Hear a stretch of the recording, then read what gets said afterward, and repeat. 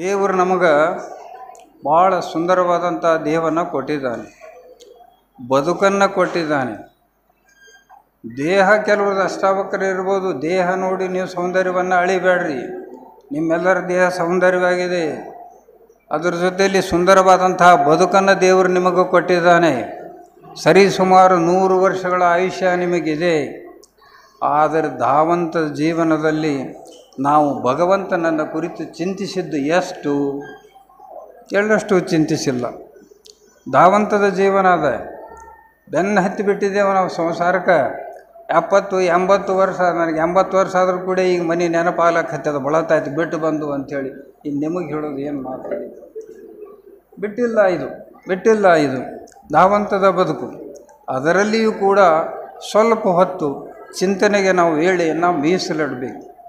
ಅಂಥ ಕೆಲಸವನ್ನು ನಮ್ಮ ಗುರುರಾಜ್ ಕನ್ನೂರ್ ವಕೀಲರು ಮಾಡಿದ್ದಾರೆ. ಚಿಂತನಾಗೋಷ್ಠಿಯನ್ನು ಏರ್ಪಡಿಸಿದ್ದಾರೆ. ಇದು ಸಾಮೂಹಿಕ ಚಿಂತನಾಗೋಷ್ಠಿ. ಸಾಮೂಹಿಕ ಚಿಂತನಾಗೋಷ್ಠಿ ಏನಿಲ್ಲಿ?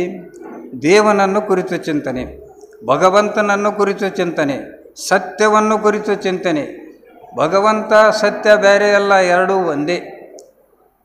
ನಿರಾಕಾರ, ನಿರ್ವಿಕಲ್ಪ, ನಿಸ್ಸಂಸಾರ ಭಗವಂತನನ್ನು ನಾವು ಏನು ನೆನಿತೇವಲ್ಲ, ಅದು ಭಗವತ್ ಚಿಂತನೆ. ಇಲ್ಲಿ ಸಾಮೂಹಿಕ ಸಮಾರಂಭದಲ್ಲಿ ನಾವು ಅದನ್ನು ಮಾಡ್ತಾ ಇದ್ದೆವು. ನುಡಿನ ಮದದಲ್ಲಿ ಅನೇಕ ವಿಚಾರಗಳನ್ನು ಶಾಸ್ತ್ರಿಗಳು ಈಗಾಗಲೇ ಹೇಳಿದ್ದಾರೆ. ಆದರೆ ಇಲ್ಲಿ ಸಾಮೂಹಿಕ ಚಿಂತನಾಗೋಷ್ಠಿ ಇದು ಇನ್ನು ಸ್ವಲ್ಪ ಹೊತ್ತಿಗೆ ಮುಗೀತು. ಶಾಸ್ತ್ರಿಗಳು ಹೇಳಿದರು ವೇಳೆ ಅಭಾವ ಆತ. ವೇಳೆ ಅಭಾವ ಇಲ್ಲ. ಯಾಕೆಂದರೆ ನಮ್ಮ ದೇಶದ ಸಂಪ್ರದಾಯದಂತೆ ನಾವು ಕಾರ್ಯಕ್ರಮ ಟೈಮ್ ಸೀರ್ ಚಾಲು ಮಾಡಿದ್ದೆವು. ಸಂಪ್ರದಾಯ ಮುರಿದಿಲ್ಲ. ನಾವು ಅರ್ಥ ಆಗಿರ್ಬೇಕಲ್ಲ ತಮಗೆ.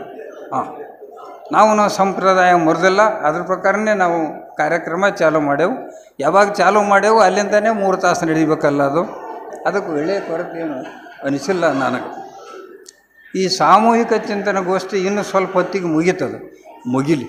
ಸಾಮೂಹಿಕ ಚಿಂತನಗೋಷ್ಠಿ ಮುಗಿದ್ರೂ ಸಹಿತ ಮನೆಗೆ ಹೋದ ಮ್ಯಾಗ ವೈಯಕ್ತಿಕವಾದಂಥ ಚಿಂತನಗೋಷ್ಠಿ ಎಂದೆಂದೂ ಮುಗಿಬಾರ್ದು.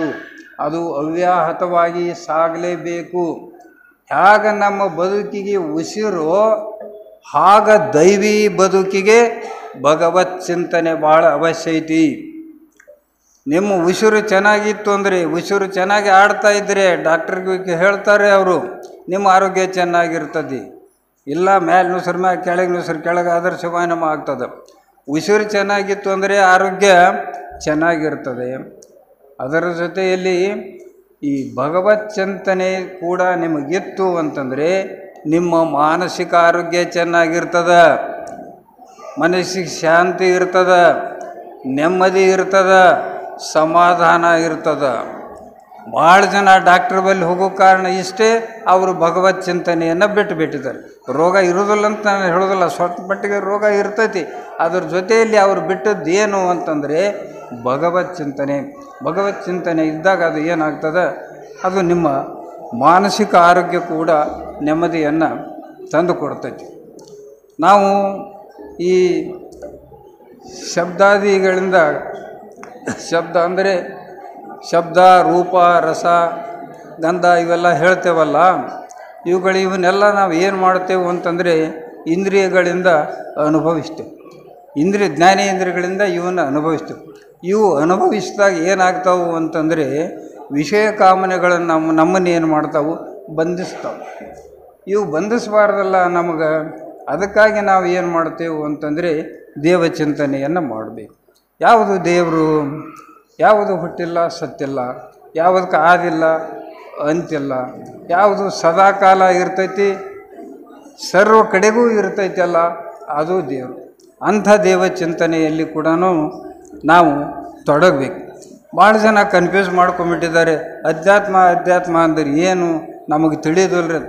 ಏನಿಲ್ಲ ಅಧ್ಯಾತ್ಮ ಅಂತಂದರೆ ಏನಾದರೂ ಏನು ನಿಮಗೆ ತಲೆಯಾಗ ಹಾಕೋದಲ್ಲ, ಬಿಡಿಸೋದು ಅಲ್ಲ.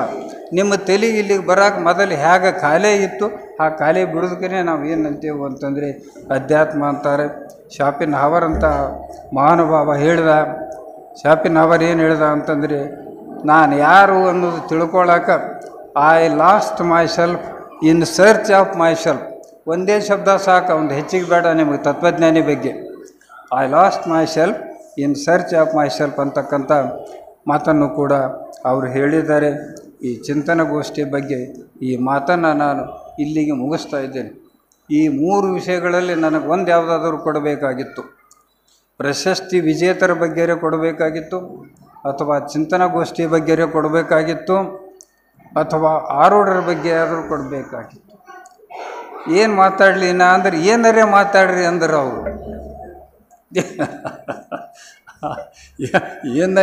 ಏನು ಮಾತಾಡಬೇಕು ಅಂದಾಗ ಏನರೇ ಮಾತಾಡ್ರಿ ಅಂದರು.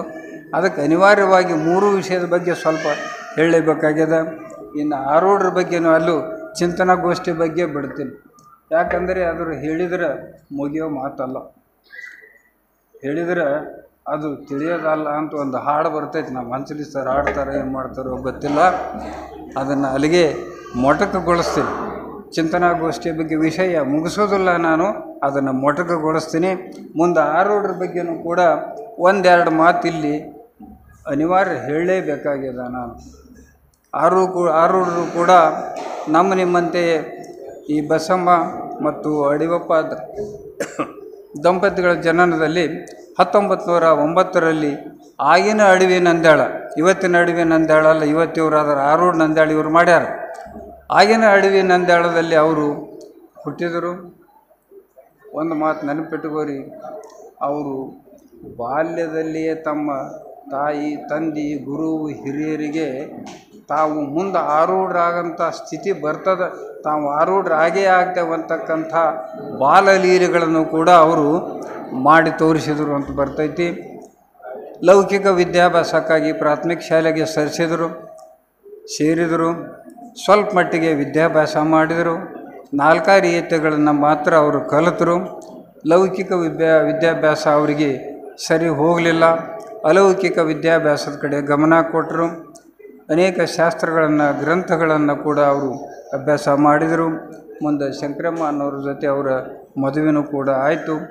ಕಲ್ಯಾಣದ ಶರಣರು ಯಾವ ರೀತಿ ಜೀವನ ಸಾಗಿಸ್ತಿದ್ದರು ಅದೇ ರೀತಿ ಸತ್ಯ ಶುದ್ಧವಾದಂಥ ಕಾಯಕ, ಮನಸ್ಸಿನಲ್ಲಿ ಭಕ್ತಿ, ಮಾತಿನಲ್ಲಿ ಲಿಂಗಕಳೆ, ಈ ರೀತಿ ಅವರು ಜೀವನವನ್ನು ಸಾಗಿಸ್ತಾ ಇದ್ದರು.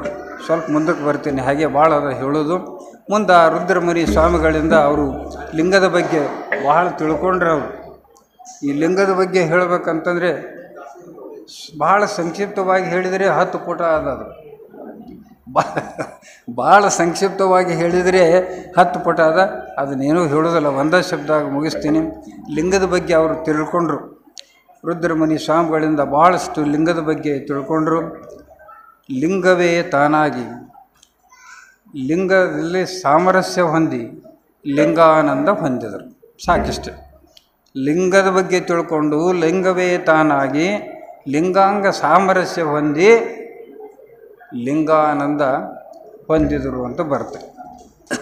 ಅಲ್ಲಿಂದ ನಾವು ಮುಂದಕ್ಕೆ ಬಂದೆವು ಅಂತಂದರೆ ಅಲ್ಲಿ ಅವರಾಗ ಒಬ್ಬರು ಶಿಕ್ಷಕರಿದ್ದರು, ಧರ್ಮಣ್ಣ ಮಾಸ್ತರ್ ಅಂಥೇಳಿ. ಅವರು ಕಾಗಲಗೊಂಬದವರು. ಅಲ್ಲಿಗೆ ಇವರು ಹೋದರು. ಅಲ್ಲಿ ಮಹಾದೇವ ಚೈತನ್ಯ ಪ್ರಭುಗಳಂತಿದ್ದರು. ಅವರಿಂದ ಆರೂಢ ದೀಕ್ಷೆಯನ್ನು ತೆಗೆದುಕೊಂಡರು. ಅಲ್ಲಿಂದ ಮುಂದೆ ನಂದ್ಯಾಳಕ್ಕೆ ಬಂದರು. ಮನೆಯಲ್ಲಿಯೇ 3 ತಿಂಗಳ ಕಾಲ ಎಲ್ಲ ಅವರು ಯಮ, ನಿಯಮ, ಆಸನ, ಪ್ರಾಣಾಯಾಮ, ಪ್ರತ್ಯಾಹಾರ, ಧ್ಯಾನ, ಧಾರಣ, ನಿಧಿಧ್ಯಾಸನ ಅಂಥೇಳಿ 8 ಅಷ್ಟಾಂಗ ಯೋಗಗಳನ್ನು ಅವರು ಮಾಡಿದರು. ಮುಂದೆ ಏನಾಯಿತು ಅಂತಂದರೆ ಈ ಅಷ್ಟಾಂಗ ಯೋಗಗಳಲ್ಲಿ 4 ಯೋಗಗಳನ್ನು ಮನೆಯಲ್ಲಿ ಮಾಡಿದರು. 4 ಯೋಗಗಳನ್ನು ಗೃಹತ್ಯಾಗ ಮಾಡಿದ್ರು, ಒಳ್ಳೆಯದಾಗ್ತದ ಅಂಥೇಳಿ ಅವರು ಹಳ್ಳದ ದಂಡಿಗೆ ಒಂದು ಕೊಂಪೆ ಹಾಕ್ಕೊಂಡ್ರು. ಯಾವ ಹಳ್ಳ ಅಂತಂದರೆ ಅದಕ್ಕೆ ನಂದಿ ಹಳ್ಳ ಅಂತಾರೆ. ಆ ನಂದಿ ಹಳ್ಳದ ದಂಡಿಗೆ ಒಂದು ಕಂಪಿ ಹಾಕ್ಕೊಂಡು ಅಲ್ಲಿ ಸುಮಾರು 9 ವರ್ಷಗಳ ಕಾಲ ಅವರು ತಪಸ್ಸು ಮಾಡಿದರು, ಮೌನ ಅನುಷ್ಠಾನ ಮಾಡಿದರು ಅಂತೂ ಕೂಡ ಅಲ್ಲಿಂದ ಬರ್ತೈತಿ. ಮುಂದೆ ಅವರಿಗೆ ಅಲ್ಲಿಂದ ಸಮಾಧಾನ ಆಗಲಿಲ್ಲ. ಹುಬ್ಬಳ್ಳಿಗೆ ಹೋದರು, ಹಂಪಿಗೆ ಹೋದರು. ಹಂಪಿ ಗುಹೆಯಲ್ಲಿ ವಾಸ ಮಾಡಿ